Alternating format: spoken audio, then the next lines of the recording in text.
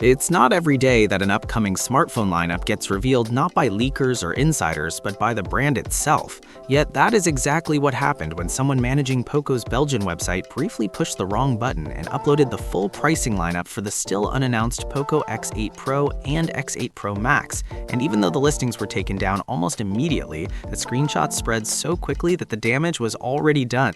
Instead of speculation and half-confirmed whispers, we now have the full pricing structure laid out clearly, with the Poco X8 Pro starting at €399.90 for the 8GB 256GB base model, moving up to €449.90 for the 512GB option, and topping out at €479.90 for the variant that combines 12GB of RAM with 512GB of storage.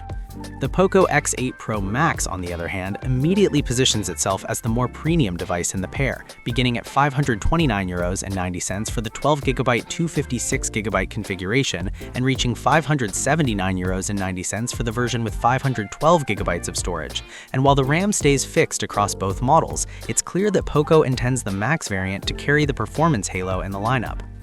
Unfortunately, no specs have been outed by this internal blunder, aside from the RAM and storage configuration. However, based on the model numbers, the Poco X8 Pro will be a rebranded Redmi Turbo 5, while the Poco X8 Pro Max will be a rebranded Redmi Turbo 5 Max, meaning the design and hardware story is already familiar, even if Poco hasn't said a word publicly.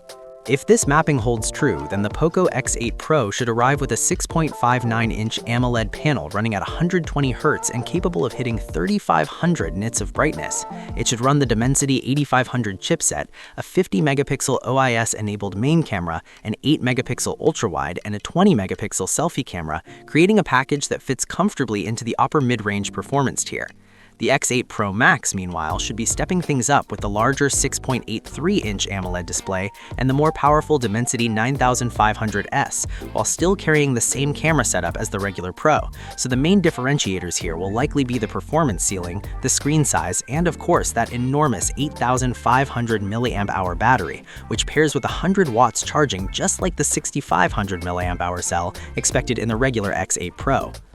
With that said, do consider subscribing to the channel for daily tech updates, and I'll see you guys on the next one.